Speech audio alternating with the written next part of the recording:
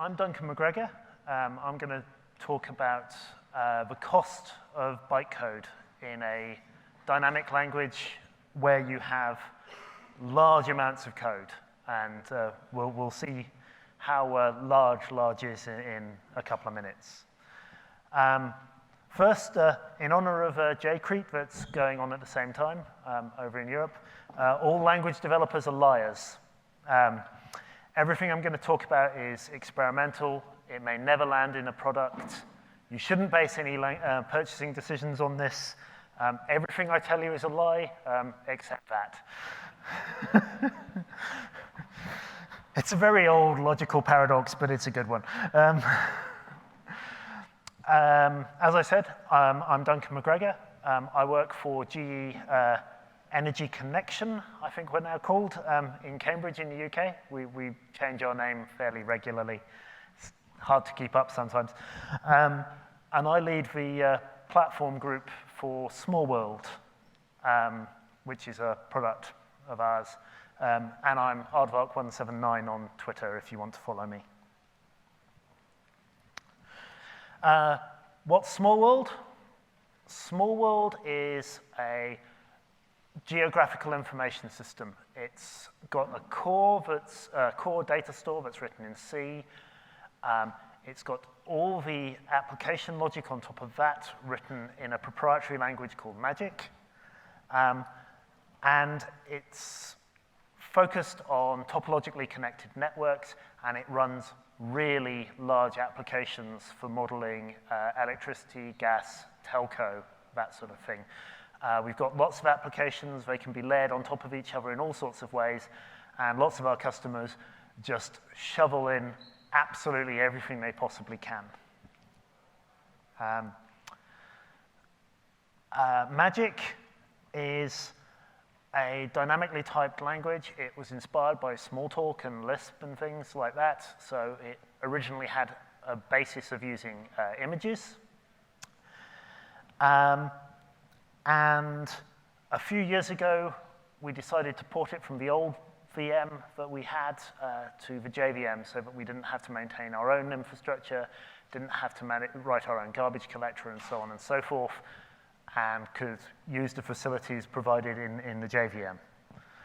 And that's been quite successful. We've had a first 2 releases out with that technology. The second one came out, just a couple of months ago, and we're keeping on doing support work and exploring new features. How large is large? Well, I tried a typical application, not even pulling in multiple things together, and when I looked at the count of methods in the method tables, there were over 100,000 methods in there. So, not small.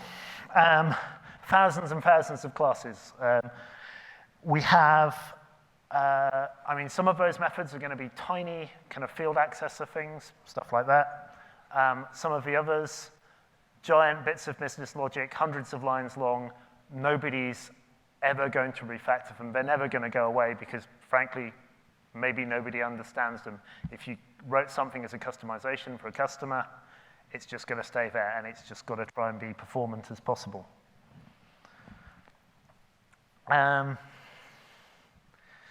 So it's not all bad, though. It's not as bad as many other dynamic languages for some of the facilities it's got. Objects do not change their shape. So it's an exemplar-based language. Exemplars have a set of slots. When you've created an object, that's it. It's not going to suddenly acquire new properties. We don't have the JavaScript or Ruby problem of having to track the shape of every individual object. Some things are well-defined and can't be changed. So 1 + 1 is always going to equal 2. You can't redefine your way out of that, so we can do constant folding and things in the compiler if we want to. Yeah, what else? Okay. Yeah, so standard library, it's almost all in Magic itself. There are a small set of primitives, relatively, which have to be implemented in Java, and the old VM, they were implemented down in the C. But they're fairly small. Almost all the libraries are written in Magic itself.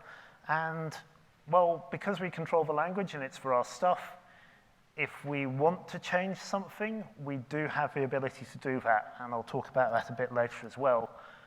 We just have to make sure we're not going to break anybody's existing code. Or if we do, we've got to be quite careful and tell them in advance and that sort of thing. So quite a good position to be in. Our approach so far has been everything gets compiled to bytecode in advance. Now, whether in advance is at the point where you hit return when you're at a REPL, compile what you've done to bytecode then and then run it, or more commonly, we're building a product and we're compiling everything down to bytecode at the point where you build a product, and then no source code has to be shipped. It's all just a bunch of jars and some extra resources and things like that. So that's what we've done so far. We rely on the JIT for optimization, and it does an okay job of a lot of things, but it does mean we are limited in what we can do for optimizations. We've got to do things that are universally going to be safe, and that's a bit limiting. So what have other languages done to optimize themselves on the JVM? Well, there's been two sort of real approaches. Oh, sorry, wrong slide. So what costs are we incurring from this approach? One, we've got a time cost of how long does it take to generate and run bytecode for small chunks of code that aren't going to be run multiple times, and an opportunity cost. What can't we do because we can only make these really safe optimizations? This is a lesson. Don't reorder your slides when you're jet lagged. You'll forget. Okay. How have other languages done this sort of stuff on the JVM? There's been two real approaches that have been done. One is to try and be optimistic. This is the sort of thing that Nashorn's done.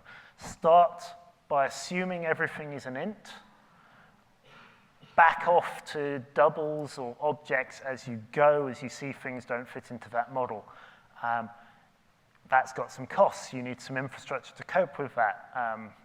Marcus has talked about that previously here. And you'll have some bytecode generation going on. The other approach is to have an interpreter or something as a first stage that lets you gather enough information to make more decisions. Again, that's got some warm-up costs, and it means you've got to be able to recompile your methods from whatever serialized form they're in, which we haven't had before. So why not the optimistic approach? Can you imagine what would happen to try and regenerate the bytecode for 100,000 methods at startup as you go through running them? Especially when you have big methods and you're going to try and make as many optimistic type assumptions as you can. It's going to be really, really painful. We thought about it and we never did that approach. And Nashorn's hit problems with much, much smaller code bases. So I think we were justified in not doing that one.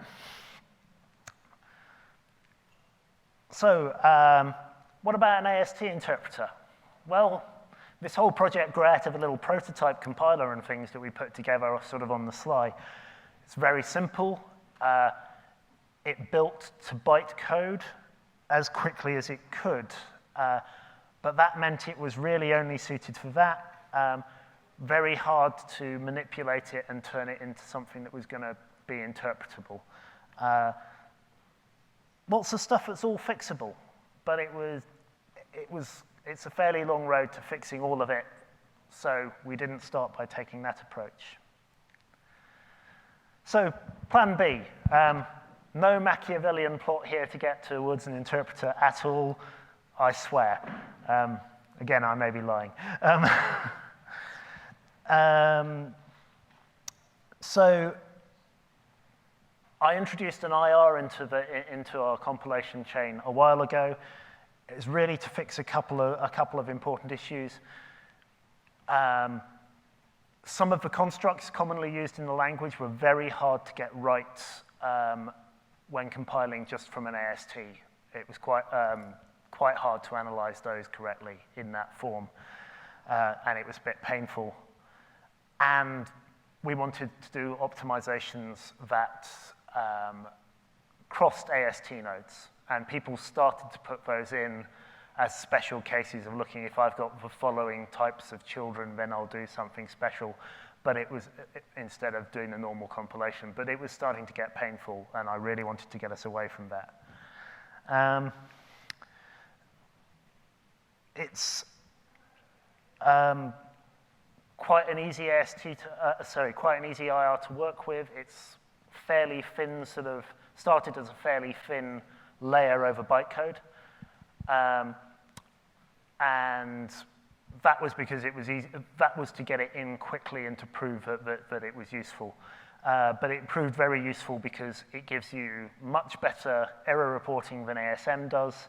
If you've ever had a bug in using ASM, then you may get an obscure error message, and you may find you get a method with no error message, but somewhere in there there'll be an A throw followed by a bunch of no ops. And that's probably not what you wanted, but you don't know about it at compile time. And it turns out it's been a really useful platform from which to build other bits of experimentation and start to clean up the compiler. So we've been doing a lot of that work. So what about an IR interpreter? Well, we have an IR. How mysterious. How could that possibly have happened? And it turns out to be very easy to turn the IR graph into something interpretable very quickly. Building the interpreter is quite an easy job in itself. There's a little bit of finessing around monitor, enter, and exit type nodes if you don't want to use unsafe, but that's entirely handleable, and there's a little bit of optimization you can do around exception handling and things like that.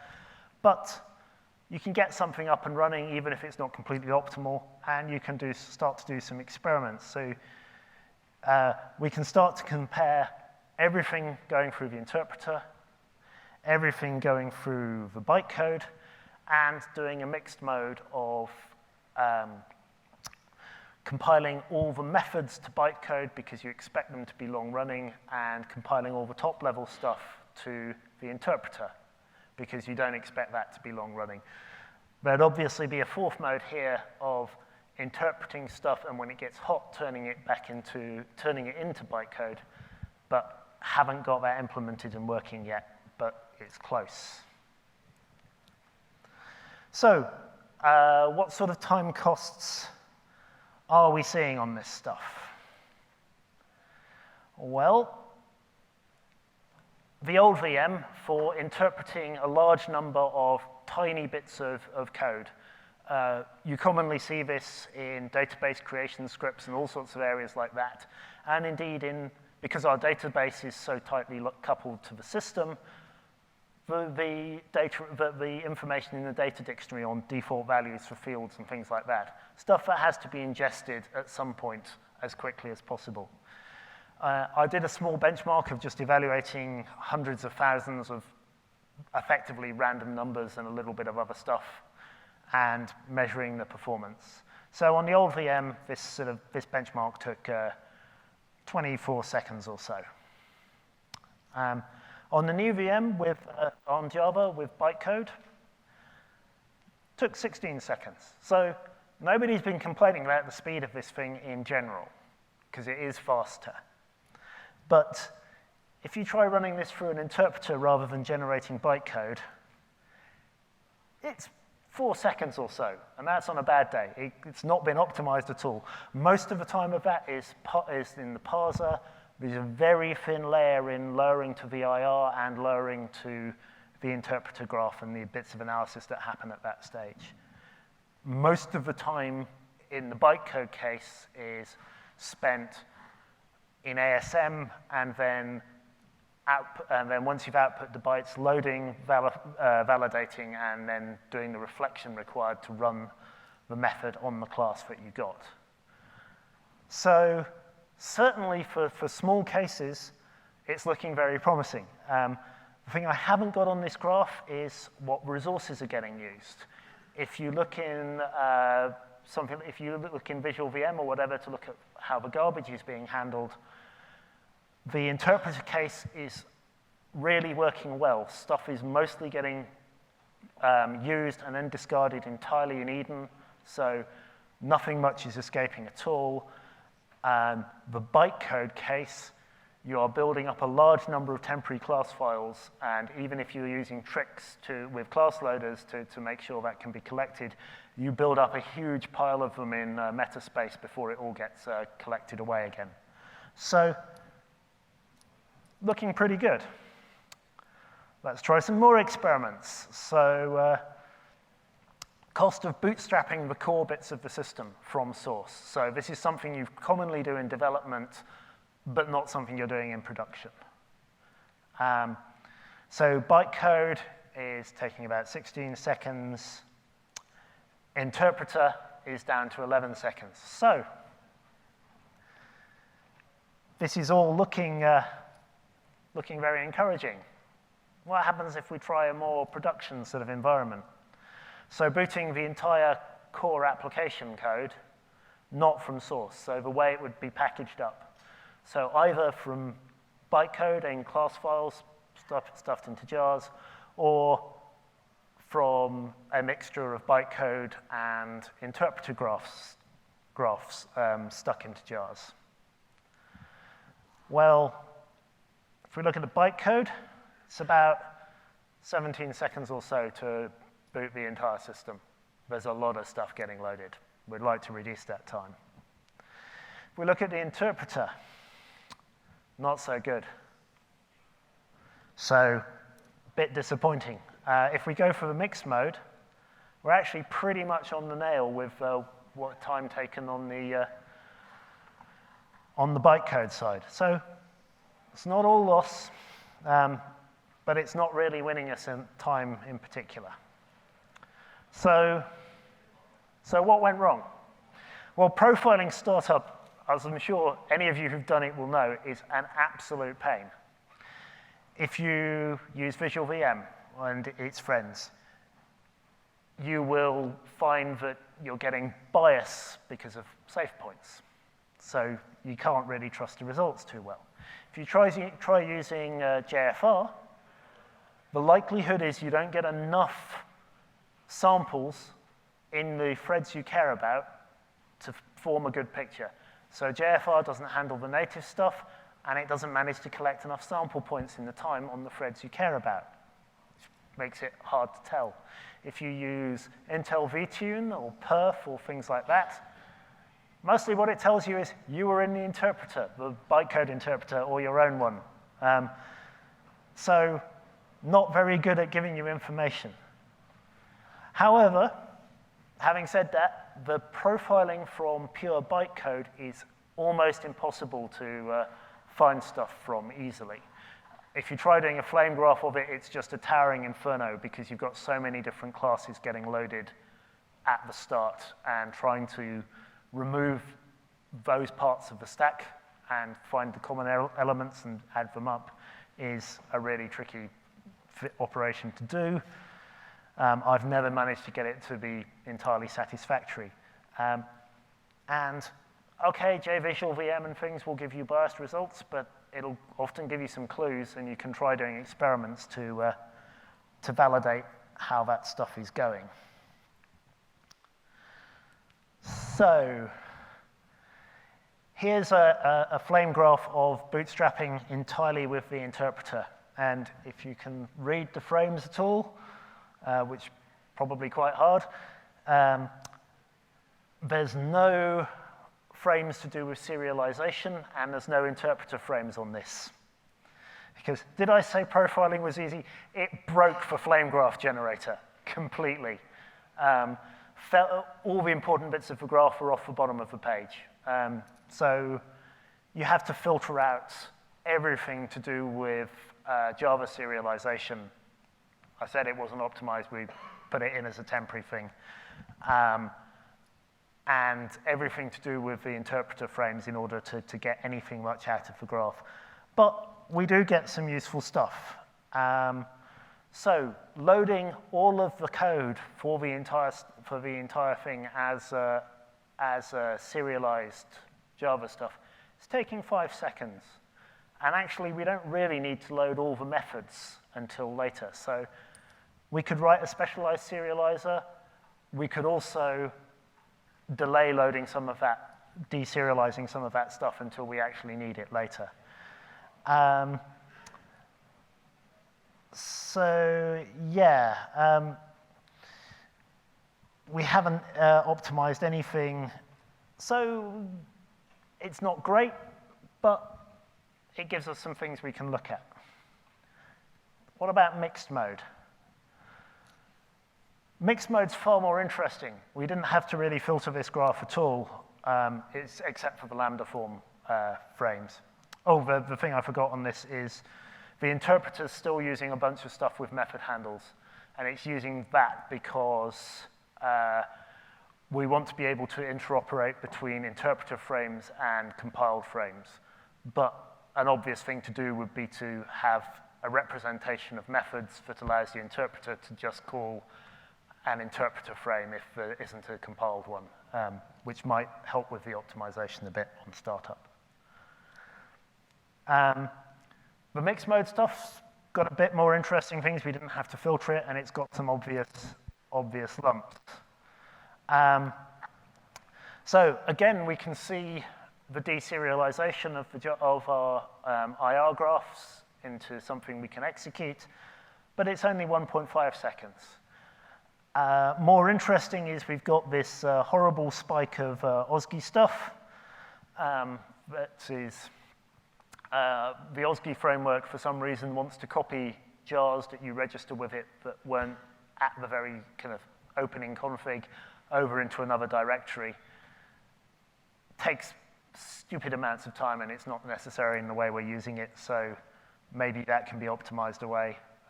We have to use OSGI for various reasons, so we can't get rid of it completely. Also, the linkage of methods is taking quite a while. Mostly, it would appear from going and resolving the Java classes that the methods are compiled into. That's something, again, we could be much, much more lazy about. We just haven't done it before because it's been so hard to pull that data out of the profiling you can get. So yeah, there's good stuff we can do on the side of optimizing our startup, and maybe we can build something more later with promoting stuff from the interpreter to compile things. But it's probably not going to make a huge change to the startup in itself. But what about the opportunity costs? So I said we compile stuff to bytecode in advance, and we can only make really safe optimizations at that point. So what have we been missing? Well, we're not doing anything clever with type bands. Because, I'll talk about why in a second. We're not really doing our own inlining, though we could get some advantage out of that. And the potential for removing boxing in the language, for a couple of reasons I'll talk about, has been very limited. So we've mostly just had to rely on the JIT removing the boxing where it sees it can. So why not do anything clever with type bands? Well, here's a method, integer.foo, return self.bar. That's integer. We've got a type band for self, so self should be something that extends integer. We should be able to make that assumption, right? No, we can't. Somebody could easily do string define method, method name, and take the value of the method we had over on integer and pull it over to a completely different class, or just use it as a raw function. So we can't make those type-bound assumptions in our compiled class unless we've got a way to fall back and recompile it at runtime if they get broken. This has quite a lot of knock-on effects. You'll often see a long chain of methods in an application. We have deep class hierarchies, a lot of the functionality is all written on the base, and lots of methods calling each other. And a lot of those end up with a megamorphic dispatch, but it all resolves down to the same method. This isn't optimal. It adds quite a bit of cost to the execution, but it's been hard to get rid of. Now, you might say, why not do class hierarchy analysis? And we have tried it. It works brilliantly if the method is defined on the root of our class hierarchy, so on object. If we find that and it's not overridden, we can remove all the class checks, and it's a big speed improvement. And we can do it on things that aren't at the root of the class hierarchy, and it works really well in micro-benchmarks. The problem is, if you do it in a production system, either you have to have really large caches of results of, is this a subtype of this? Because we can't use the Java type system. We have to model our type system separately as a series of method tables.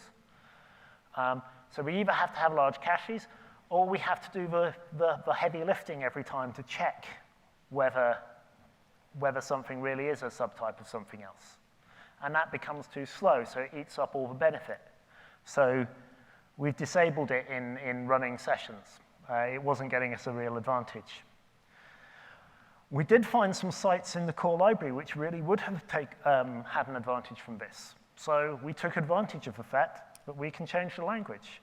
We introduced a keyword for doing an early bound method call. We'd already got this effectively because you have to be able to call super implementations of a method. We introduced a way to call the implementation of a method on the precise method table on which you are defined. It doesn't survive being pulled off and used on and the method being pulled off and used on a different class, but neither did super method calls. So we haven't really broken anything that wasn't already broken. But it's fragile. If somebody overrides a method in a subclass, they're going to kind of be puzzled and come to me and say, why isn't this method being used? And also, it requires that we identify these points by hand. So it's not been used widely. We've just done some very careful checks in the core data store library because it's so heavily used and that sort of thing. So it's limited, and we'd like that optimization to be much more widespread. And we could almost certainly do it if we compile type bands in. Then we check at method resolution time and hopefully never install a class check. Inlining.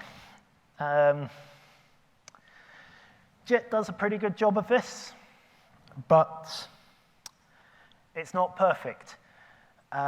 We've got really heavy use of passing loop bodies around. We've got some bookkeeping that goes on in there, and the JIT's never going to be able to pass to narrow down type bands by doing inlining in the way that we could, because it just doesn't know about our type system. So doing our own inlining is something worth investigating. Let's look at a loop as an example. This is an iterator method, so it's one that can be called as part of a loop. And it's doing sort of for I over the data slot of this object and calling elements on that. And it's every time that an element is found, it's actually going to call the loop body that's been secretly passed in. Unlike Ruby, we don't have the loop bodies passed in as explicit things, they're hidden. So that's good in some ways, we know they can't escape. It's bad in other ways because it means it's harder to optimize away intermediate loop bodies. You can't just say, I'm going to use the block that was handed into me. So when this gets compiled, these outer parts get compiled to one method. The loop body is compiled to a separate method, which is going to be passed to the iterator that it's calling. And what's not visible in the source code is there is a bunch of bookkeeping that has to go on in the outer method and in the inner method on every iteration. In the old VM, loops were implemented as coroutines, and the language has dynamically scoped variables if you really want them. Since we're doing this on the JVM by passing a method around, a loop body method around, there has to be some bookkeeping of thread local that tracks the dynamic stack. So every time we go into the loop body, we have to swap out the dynamic stack that the inner iterator might have created and swap our own back in, and then reverse at the end of the loop body. So that's relatively expensive, even when things get jitted and inlined properly, just because the VM doesn't have enough idea about language semantics. If you look at a stack trace of this sort of thing in an application, it's very common to see lots of chained iterators because something will offer an iterator method and it really just calls a corresponding iterator method on some field or that sort of thing. And although these things look really, really hot to the JIT, the things at the bottom don't. And in order to analyze away the bookkeeping, it's not enough to work at the top. You've got to take the loop bodies and their outer methods in pairs and deal with them as one. So to get rid of all the bookkeeping, you have to take the outer two methods that are not at all hot from the viewpoint of the JIT, inline those together, and produce a new loop body that they can share. I don't think the hotspot JIT's ever really going to do that for us, but we know enough semantics about the language to make that sort of decision.